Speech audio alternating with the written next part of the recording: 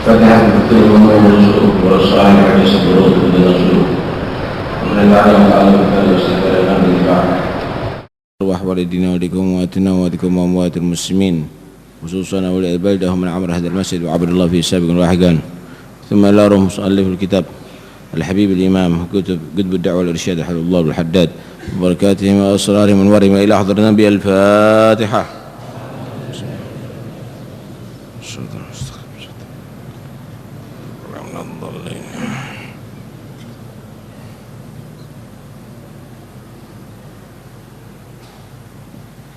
بسم الله الرحمن الرحيم. الحمد لله رب العالمين والصلاة والسلام على سيد المرسلين وعلى آله وصحبه أجمعين.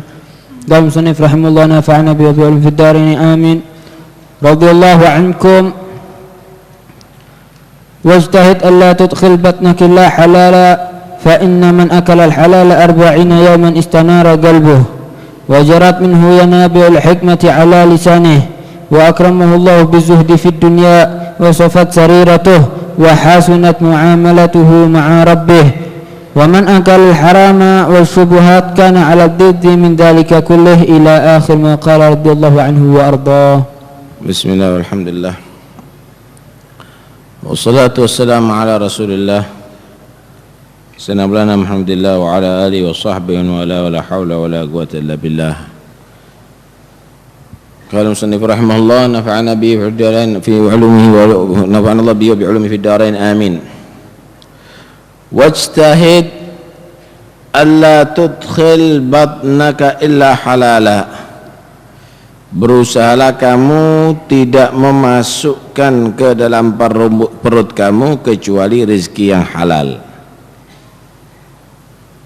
Fa inna man akala al-halala 40 yauman, karena sesungguhnya orang yang makan halal 40 hari istanara qalbuh, maka akan menjadi terang benderang hatinya.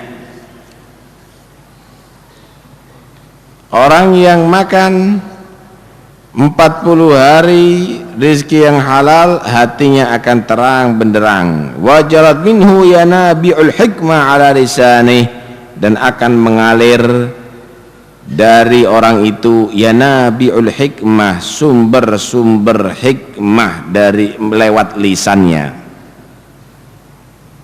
Wa akramahullah bizuhdi fid dunia, dan Allah akan memuliakan orang itu dengan sifat zuhud daripada dunia. Wasafat sariratuh, bersih hatinya. Wa hasunat muamalatuhu ma'a rabbih, dan bagus hubungan dia dengan Tuhannya.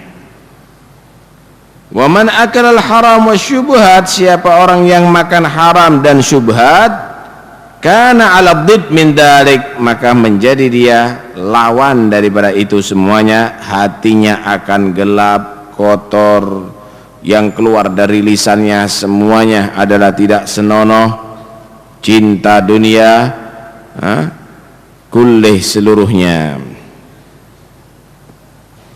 Hadis ini menerangkan tentang makan halal. Hadirin sekalian dirahmati oleh Allah, makan halal ini adalah merupakan satu kewajiban bagi kita, sehingga Nabi sallallahu alaihi wasallam bersabda, talabul halali faridatun ba'dal faridah. Mencari rezeki yang halal itu kewajiban setelah melaksanakan kewajiban. Karena itu harus hati-hati.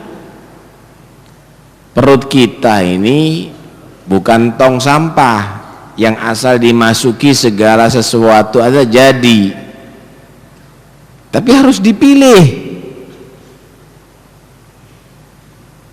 Kalau yang masuk itu halal, maka akan menjadi darah yang mengalir ke tubuh kita halal. Tumbuh nanti daging dari yang halal. Bayi yang dikonsumsi dari rezeki yang halal akan berkembang dari makanan yang halal. Anggota badannya dari halal. maka gampang untuk berbuat baik dan dia menjadi orang yang soleh. Man akalal halal ata'at jawarihuh sya'a am aba, siapa orang yang makanannya halal bakal taat seluruh anggota badannya, mau nggak mau. Enteng kalau diajak berbuat taat.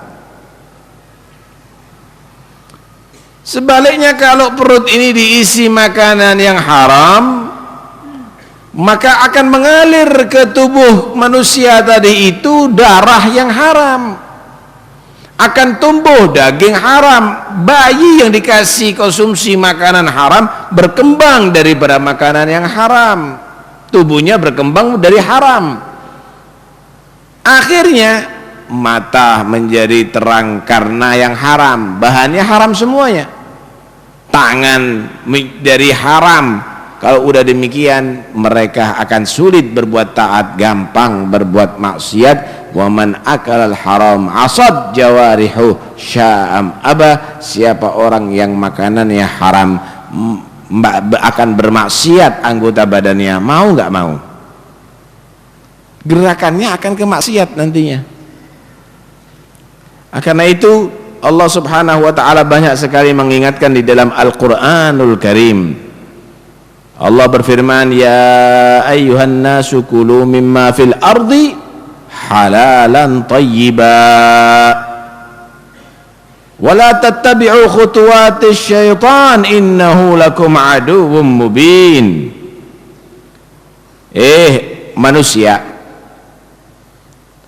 kulu mimma fil ard, makan apa yang ada di bumi, makan, silahkan kamu nikmati dari tumbuhannya, dari hewannya, silakan, tapi halalan thayyiba, yang halal dan yang bagus. Halal bukan hanya halal, baik. Karena itu kalau ada orang menyatakan ya ini nggak haram, ini nggak apa-apa, tapi beracun seperti rokok, ya nggak thayyibah itu. Cari makanan yang halal, yang baik, yang sekiranya tidak ada risiko. Wala tattabi'u khutuwatis syaitan, jangan kamu tadi itu ikut-ikutan dengan jalannya setan. Karena setan itu kadang-kadang menghiasi kita. Wow, kamu akan dapat inspirasi kalau melakukan ini, kamu akan bisa menjadi berwibawa kalau melakukan itu dan ini. Akhirnya ingin berwibawa, korupsi jadinya. Ingin menjadi orang terhormat, bohong jadinya. Hati-hati, jangan kamu itu ngikuti jalurnya setan. Innahu lakum aduwwum mubin, sesungguhnya setan itu adalah bagi kamu musuh yang jelas. Musuh yang jelas. Hadis riwayat Muslim, Nabi sallallahu alaihi wasallam beliau bersabda, Inna Allah Ta'ala tayyibun la yakbalu illa tayyiba. Allah itu adalah bagus, tidak menerima kecuali dari yang bagus, segala yang bagus. Diseleksi amalnya manusia, perbuatan manusia ini diseleksi sama Tuhan, pilihan yang diterima oleh Allah. Kemudian Nabi menerangkan, wa innallaha amaral mu'minin bima amara bihil mursalin, sesungguhnya Allah itu memerintahkan kepada orang yang beriman sama dengan Allah memerintahkan kepada para rasul. Perintah kepada rasul sama dengan perintah orang yang beriman. Perintah apa itu? Dengarkan baik-baik. Qala ta'ala, ya ayyuhar rusulu, para rasul, kulu minat thayyibati wa'malu salihah, makanlah makanan yang baik-baik, yang halal-halal, dan beramallah amal yang soleh. Diperintahkan apa di sini para rasul? Makan yang baik dan beramal soleh. Kemudian Allah dalam ayat yang lain berfirman, ya ayyuhalladzina amanu kulu min thayyibati ma razaqnakum washkurulah. orang-orang yang beriman, makanlah daripada rizki yang halal yang aku telah berikan kepada kamu, syukuri dari Tuhanmu. Orang yang beriman diperintahkan makan halal, para rasul juga diperintahkan makan halal, sama perintahnya. Begitu pentingnya untuk meneliti makanan tadi itu, sampai para rasul dan orang beriman disamakan perintahnya. Karena itu jangan main-main. Jangan kita hanya mengandalkan ibadah tapi makanan nggak teliti, asal diambil. Kemudian Nabi SAW menceritakan seseorang yutilus safar, dia tadi itu merantau kemana-mana, lagaknya, motifnya, bodinya, pakaiannya seperti orang sufi, asy'ath aghbar. Orang tadi itu rambutnya enggak tersisir.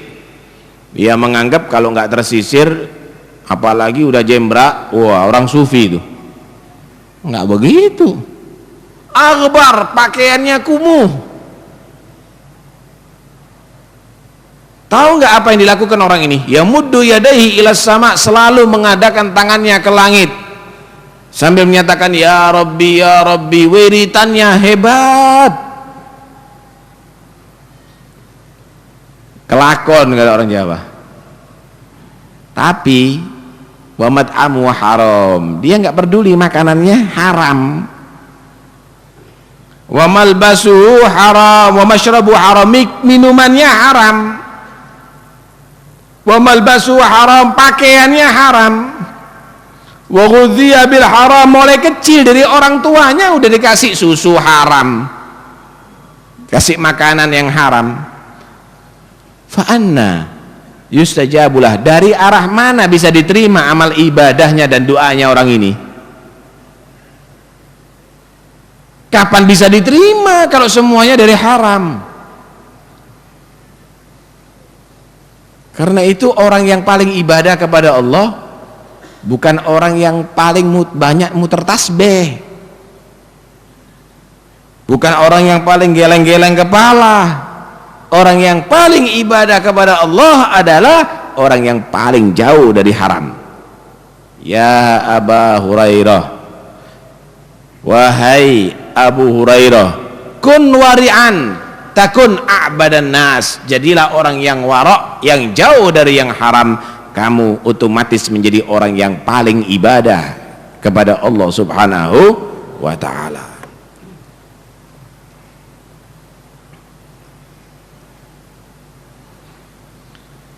Kemudian Rasulullah sallallahu alaihi wasallam menerangkan bahwa siapa orang yang bisa menjaga 40 hari tidak makan kecuali rezeki yang halal, hati akan terang benderang.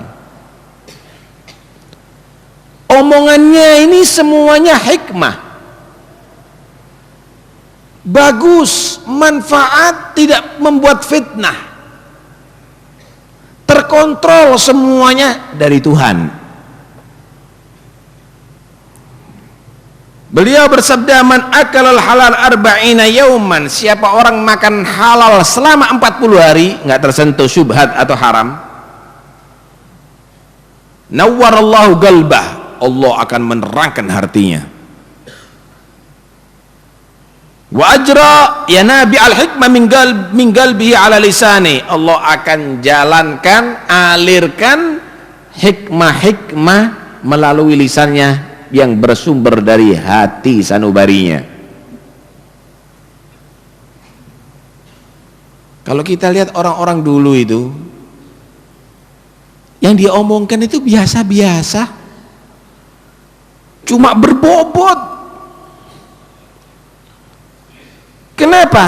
Dari hati, keluar daripada lisan. Hatinya terang, hikmah keluarnya daripada lisannya. Apa sebabnya? Nggak mau nyentuh yang haram. Sekarang Allah bahasanya bagus tapi fitnah semuanya isinya. Buat kacau, buat bingung orang. Fatwanya nyeleneh-nyeleneh kadang-kadang. Kenapa? Wah, semuanya diterima. Duit dari apa? Ahlan wa sahlan, selamat datang.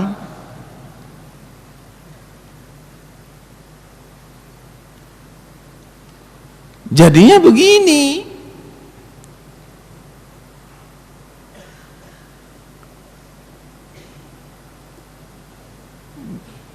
Dalam hadis yang lain Rasulullah sallallahu alaihi wasallam bersabda, "La yadkhulul jannah lahmun nabata min suhtin." Dalam riwayat yang lain, "Kullu lahmin nabata min suhtin fannaru aula bih." Enggak masuk surga kalau orang tadi itu nanti di akhirat membawa daging yang tumbuh dari makanan haram. Dalam riwayat yang lain, daging yang tumbuh dari yang haram itu bukan satu kenikmatan, lebih baik diganti api yang ada di badannya kita. Bahaya kalau dibawa ke akhirat, nggak ada operasi di sana, dibakar di neraka, saudara. Jangan asal-asalan. La antaj'ala fi fika turaban khairun laka min antaj'ala fihi ta'aman haraman. Kamu jadikan di mulut kamu itu tanah, itu lebih afdal loh daripada kamu taruh di mulut kamu tadi itu makanan yang haram. Bangganya naruh makanan yang haram, makan batu dan tanah lebih utama. Jangan dibiasakan demikian. Lah terus makan apa kita? Cari yang haram ada sulit, apalagi yang halal. Lah, prinsip orang yang demikian ini menutup daripada bantuan Allah. Ya gini nih, Pak, dengarkan baik-baik. Sebelum Allah ciptakan Anda semuanya, Allah sudah jamin rezekinya Anda. Enggak usah bingung sama rizki, udah dijamin sama Tuhan. Kullu wa ma min dabbatin fil ardi illa 'ala Allahi rizquha. Semua yang melata di bumi ini sudah dijamin rizkinya oleh Allah. Ada apa bingung?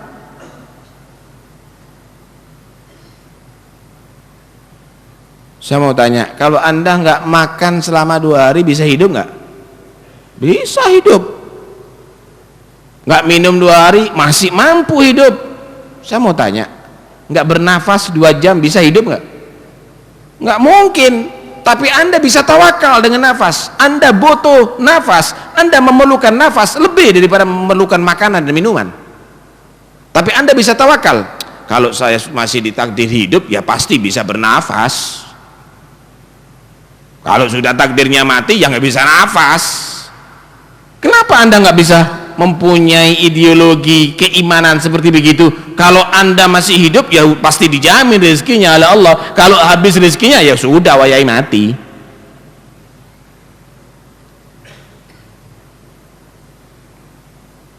Karena itu nggak usah ragu lagi, rezeki kita udah dijamin sama Tuhan. Percayakan sama Allah. Terus nggak boleh bekerja? Silakan bekerja. Bekerja itu bukan memastikan dapat rezeki, saudara. Tapi bekerja itu untuk membuktikan bahwa kita adalah perlu rezeki daripada Tuhan. Bukti aja. Nih, tak kasih Anda gambaran. Yang ngasih ilmu siapa? Ustadz. Allah yang ngasih ilmu kepada manusia. Cuma kenapa kita harus giat belajar? Untuk membuktikan bahwa kamu perlu ilmu sama Tuhan. Yang ngasih sehat siapa? Dokter.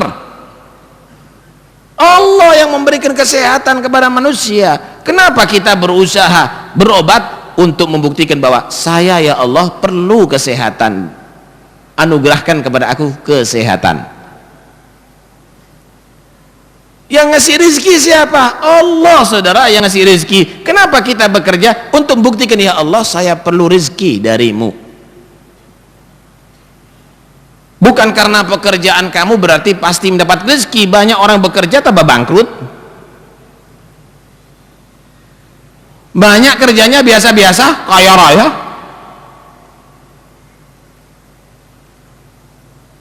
Karena itu tidak menjamin pekerjaan untuk rezeki Anda. Tapi silakan Anda bekerja untuk membuktikan bahwa kamu adalah orang yang lagi mengharapkan rezeki Tuhan. Nggak ada ceritanya petani itu, saudara, gara-gara garap sawah pasti panen. Belum tentu, kadang-kadang udah digarap sawahnya yang panen tikus.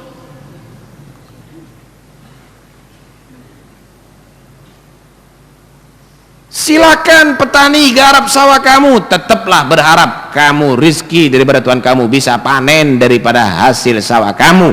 Jangan kamu tidak tawakal kepada Tuhan kamu. Yang penting saya garap pasti saya panen. Nggak ada ceritanya. Begitulah juga silakan kamu bekerja. Jangan kamu mengandalkan pekerjaan saya itu yang akan mendapatkan rezeki. Silakan kamu bekerja, tetap berharap rezeki yang halal dari Tuhan kamu. Begitu loh. Nggak usah kesusu. Ini kalau tidak saya bohongi, tidak mau beli barangnya saya. Nggak ada ceritanya. Kalau udah rizkinya kamu, nggak akan ada satupun yang menghalangi, saudara.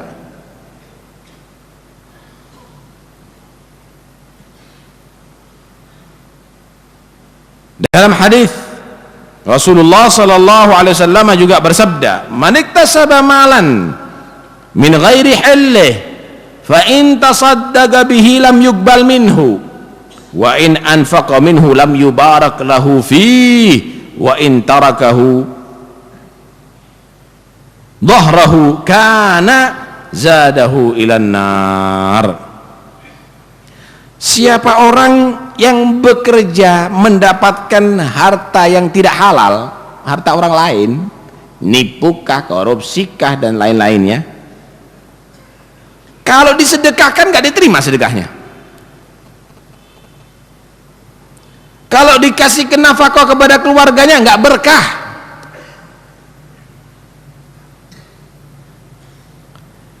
Kalaupun ditinggalkan untuk ahli warisnya, maka menjadi bekal untuk bahan ke neraka Allah Subhanahu wa ta'ala. Hati-hati. Dunianya banyak ditinggalkan untuk ahli warisnya, tapi dari haram, ya meninggalkan anak-anak yang gak soleh, anak yang durhaka, anak yang berbuat dosa besar, mungkin anaknya murtad kafir. A'udzubillah min dzalik.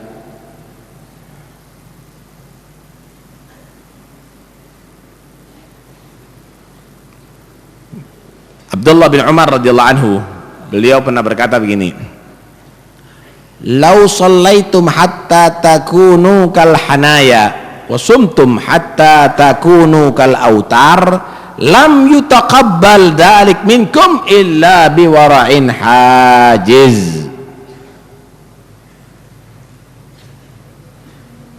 Kalau seandainya kamu tadi itu sholat banyak rukuk sujud sampai bungkuk seperti busur panah, bentuknya melengkung,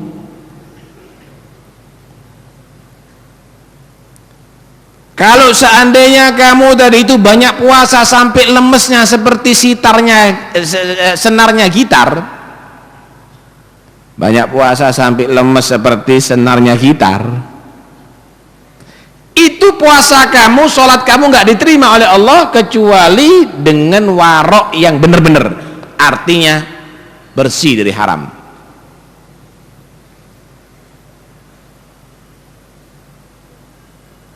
Kecuali bersih daripada haram. Begitu seharusnya. Jadi jangan asal banyak ibadah tapi ternyata kamu tadi itu dalam beribadah kepada Allah didasari daripada yang haram. Percuma, sia-sia nilainya nantinya.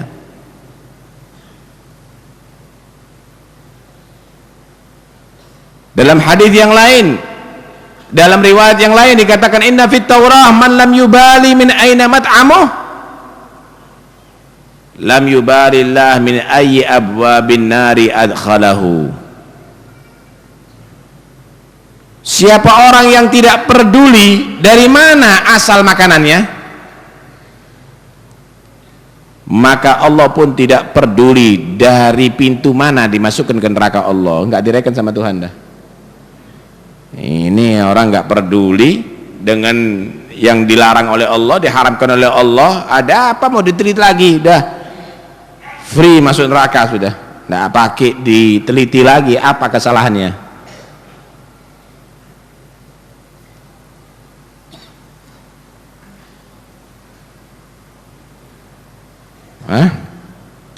Kalau kita lihat orang dulu, jaga, karena itu mustajab semuanya omongannya, doanya mereka gampang diterima oleh Allah Subhanahu wa taala.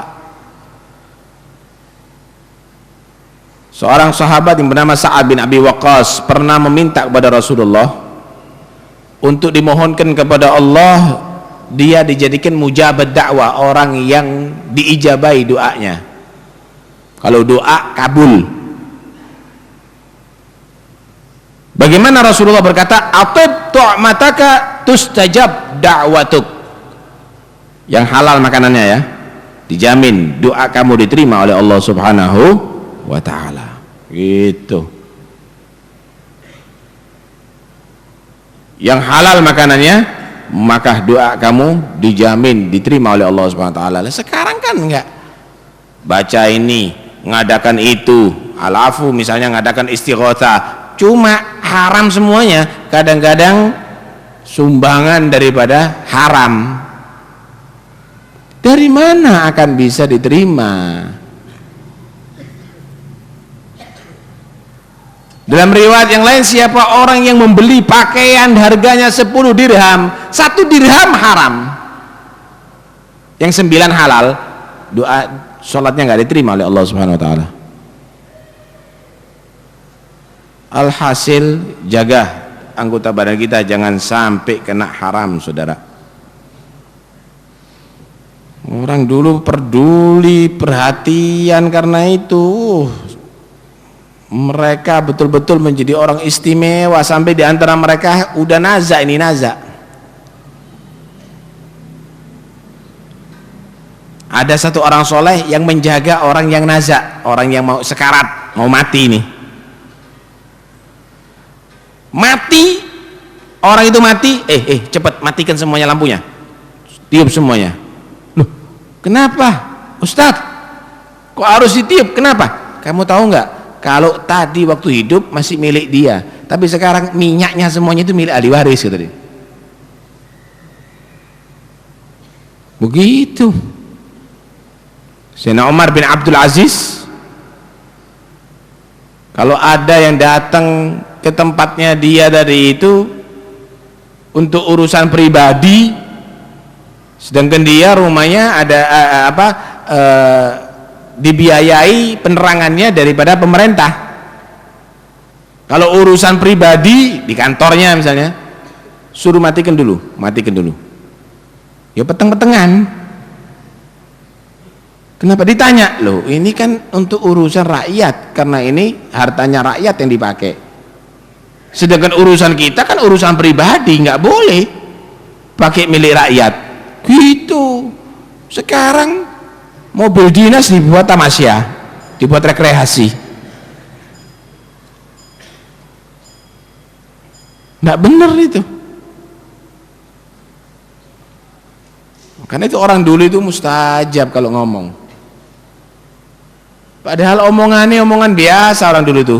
Subhanallah, mustajab. Ada orang sakit, disembul tok itu loh, air. Waras. Sembuh. Orang dulu. Sekarang seperti kipas angin, tidak waras-waras. Beda. Dulu yang masuk halal.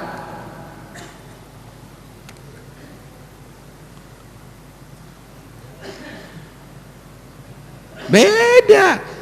Orang dulu itu kalau ceramah tidak begini, sekarang ceramah sampai muru. Yang dengarkan tambah ngantuk. Orang dulu tuh ceramahnya sedikit, diajak tobat, ya Tawwab tub alaina, ya Tawwab tub alaina, banyak yang tobat, nangis. Sekarang ceramahnya hebat, bubar, lucu ya sing ceramah, lucu.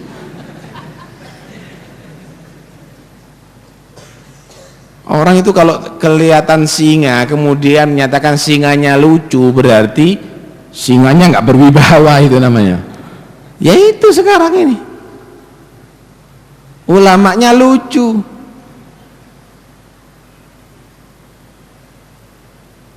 Sekali lagi, yang membuat keberhasilan itu adalah makanan, saudara. Jangan kita mau makan kecuali pilihan, yaitu makanan yang halal. Sampai di antara mereka itu Allah Subhanahu wa ta'ala berikan bantuan, karena dia orang yang takut dari yang haram, tahu mana makanan ini halal, mana yang haram. Dikasih tanda, wa may yattaqillaha yaj'al lahu furqana, kata Allah. Dikasih tanda pemisah mana yang batil, mana yang hak, mana yang haram, mana yang halal.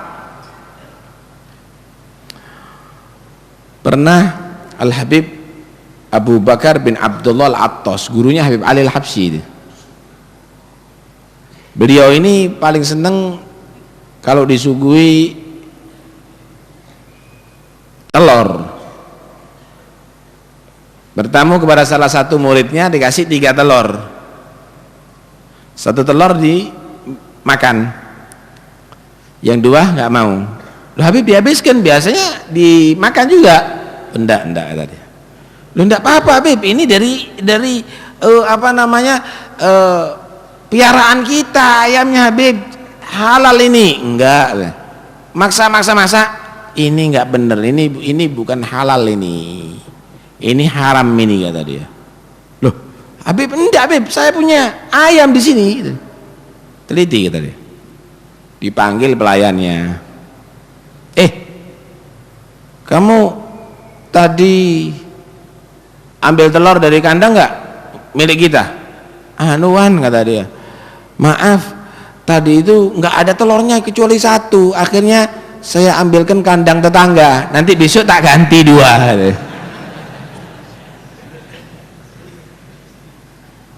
Lah kalau kita kan nggak, sebenting darus ketno wis. Begitu orang dulu, teliti, nggak mau main-main, sehingga tidak tumbuh di anggota badannya kecuali daging, tulang, darah dari yang halal. Enteng. Anak-anaknya juga begitu, nggak mau dikasih makanan yang haram, sehingga kalau diajak sholat giat anaknya, suruh belajar giat. Nah kalau sekarang enak sholat Melayu, bal-balan numpak truk. Subhanallah. Kenapa? Teliti. Makanan jangan-jangan tidak beres, saudara.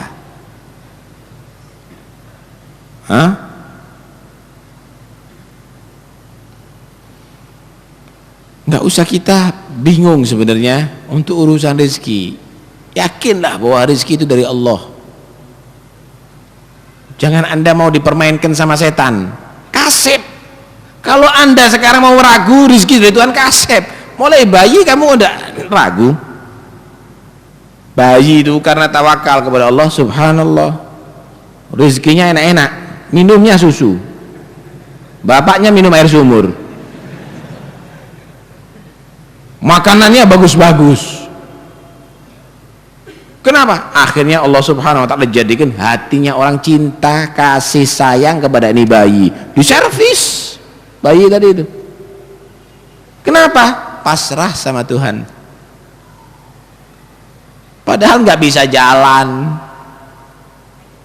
nggak bisa kalau kencing berak membersihkan kotorannya, nggak bisa, nggak bisa cuci-cuci pakaian. Tapi bagaimana akhirnya Allah jadikan orang sayang sama itu bayi, ibunya nyewoi mandikan, buat masa untuk dia, subhanallah. Baru gede, baru balik bingung gimana saya makan. Lah mau lebih nangan apa kon? Kasep. Cuma bukan berarti seperti bayi kita. Silahkan kamu sudah dewasa, silahkan kamu bekerja. Cuma janganlah kamu tadi itu menjadi orang yang ragu. Rizki kamu sudah dijamin sama Tuhan. Kamu makan ikan laut, itu ikannya hidupnya di tengah laut. Bukan kamu pergi ke tengah laut untuk mencari ikan, tapi ikan yang di laut cari kamu. Rizkinya udah dijamin, Pak. Ikannya itu cari kamu. Tongkol itu gede, cuma rizkinya kamu cuma sedikit, setengah kilo atau seperempat. Ya sing seperempat tok tampe, sing liyane kepada yang lainnya. Subhanallah. Ada apa bingung? Ini semuanya sudah diatur sama Tuhan. Tinggal kita memanfaatkan kehidupan ini untuk mendekatkan diri kepada Allah Subhanahu wa taala. Jangan panik, cari rezeki yang halal, maka kamu menjadi orang pilihan Allah. Doa kamu akan menjadi doa yang mustajab, dan kamu akan diterima segala amal perbuatan kamu oleh Allah Subhanahu wa ta'ala. Semoga Allah memberi kekuatan iman dan keyakinan kepada kita sehingga kita tidak tergoda dengan hal-hal yang haram. Amin, Allahumma amin.